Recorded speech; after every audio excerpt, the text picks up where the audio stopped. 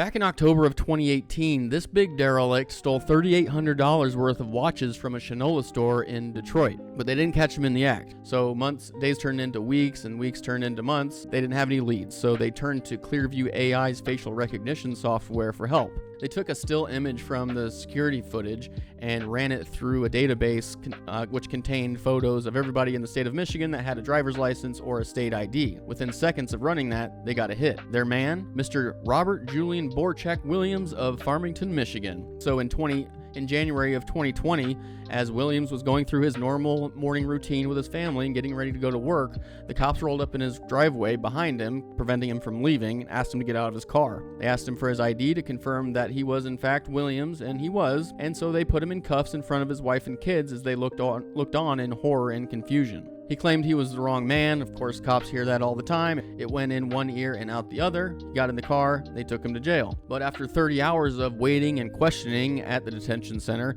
the police realized that actually this time they did not have their man. He was right. It wasn't him. But this is just an edge case, right?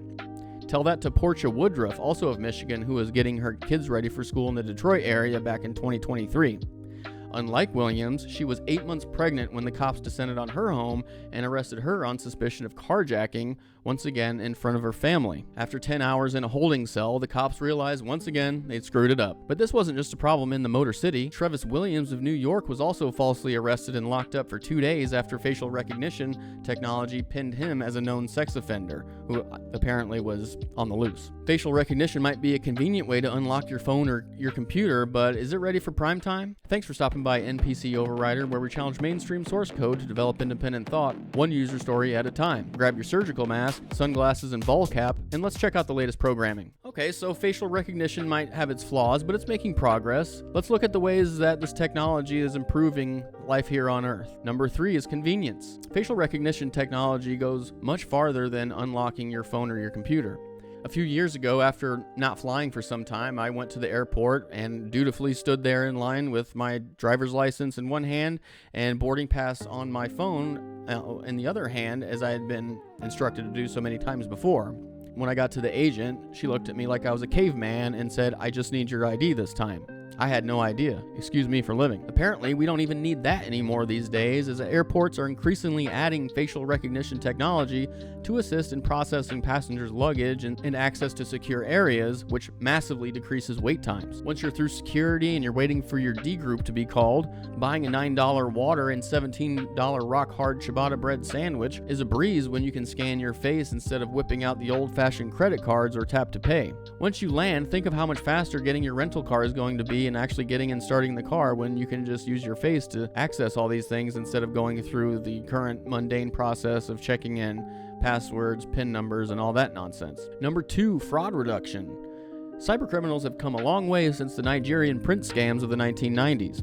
Fraudsters recently graduated deepfake technology to send videos of celebrities, such as the ones where Taylor Swift is telling all of her customers that they have new kitchen sets to give away for free because there was an error in the processing and it was illegal for them to sell it or something like this. They can give you this kitchen set for free as long as you provide some personal information. Facial recognition technology can alert these potential victims that can't tell the difference between the real thing, especially elderly people, but even younger people, it's getting harder and harder to tell the difference between what's fake and real these days. Banks are also using FRT during transactions or when accessing accounts, deeds, or insurance policies, which cuts down on mortgage fraud. In 2017, Bank of America partnered with Samsung to develop iris-based authentication to access their mobile app. In Singapore, DBS Bank uses iris scanning as well for authentication at ATMs, which decreases transaction times by 42%, which is massively important when you consider less time at the ATM means less vulnerability for potential robbery victims. Okay, the big one, number 1, security and rescue. In 2019, the Reno Police Department was monitoring online escort ads when they suspected one of the girls in the images was underage. They ran an image of the girl through Clearview AI, and the platform found her Instagram page. They looked at her posts and her comments and the people she interacted with and determined that she indeed was a 16-year-old girl. So the cops posed as paying customers and rescued the girl and locked up the handler. To apply this tactic more broadly, the facial recognition platform called Spotlight scrapes these ads constantly which has identified thousands of missing people, including minors. Last year in South Wales, 7 people were arrested on suspicion of crimes including assault, robbery, and domestic violence, and 1 missing person was found at a Taylor Swift, Pink, and Foo Fighters concert, all thanks to FRT. That all sounds great, but as we saw in the intro, this technology comes with a catch. Before we dig in, if you've made it this far, can you please take a second to throw me a like or maybe drop me some feedback in the comments section? Possibly even subscribe if you like what I'm doing.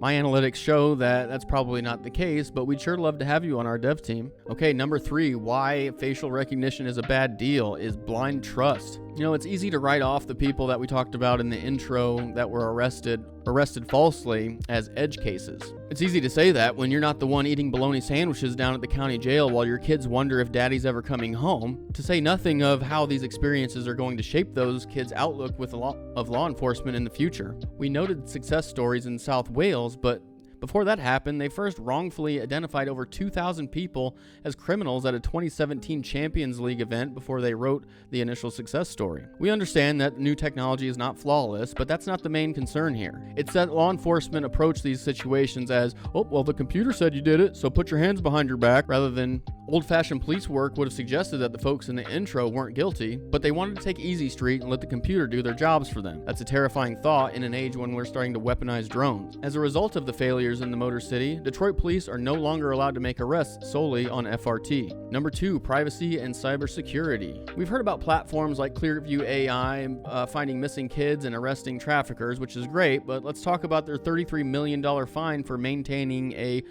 illegal database. A Dutch watchdog fined the company for scraping images from the internet and converting them to a unique code without consent from users. Clearview is accused of then using these images to turn a profit. To add insult to injury, Clearview was also hacked, which exposed the company's entire customer roster, including multiple law enforcement agencies. If legitimate companies are willing to do this, just imagine what's lurking beneath the surface. Last year, biometric threat researchers found an identity bypass operation online where cybercriminals collected images with corresponding identification, which is designed to fool facial recognition processes. Facial data is also just another piece of information that legal data brokers will collect and sell, just like any of your standard personal information. You can change your address, bank account number, and your phone number, but you can't change your face. Number 1, government and private overreach. Of course, as it usually goes with these things, here's the dystopian nightmare part.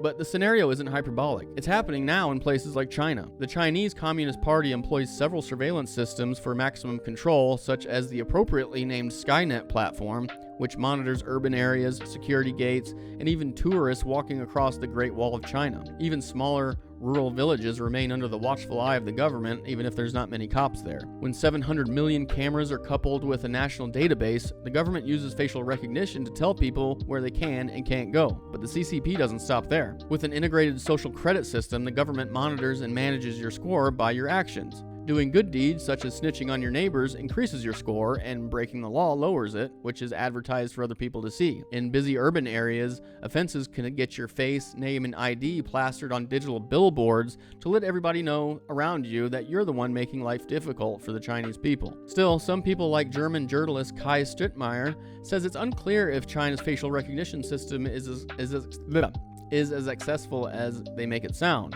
But he adds that it doesn't really have to work.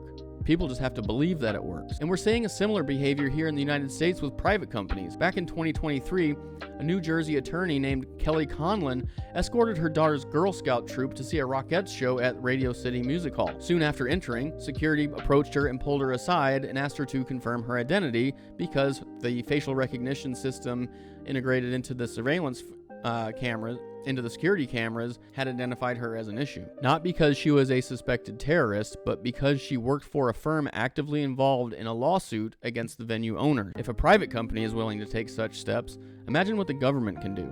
All right, let's wrap this thing up. You know, the argument for FRT sounds a lot like the Patriot Act. If you have nothing to hide, then you have nothing to worry about. Couple that with increased inconvenience, such as unlocking your phone, your laptop, or breezing through the airport, and most people will be ready to sign up for FRT just as quickly as they are willing to give up their privacy rights post 9/11. But people have short memories, forgetting the controls that not just China, but Western powers like the US, UK, and Canada exerted on their populations for questioning the all-knowing government and the experts. The US government used FRT to hunt down J6ers for walking through the Capitol building after police opened the doors, yet I didn't see the same investigative tools in play for finding far-left violent extremists that have been burning this country to the ground. Like AI, a major issue with FRT is the lack of laws surrounding it. While some states have implemented laws restricting facial recognition or just restricting the way law enforcement uses facial recognition, like we saw with Clearview AI, there is no federal oversight of the tech as of now. But what about you? Are you okay with having your face scanned to determine your civic eligibility? You know, with the advent of the camera back in the 1800s, they used to say that Native Americans, Indians, whatever you want to call them, believed that having your picture taken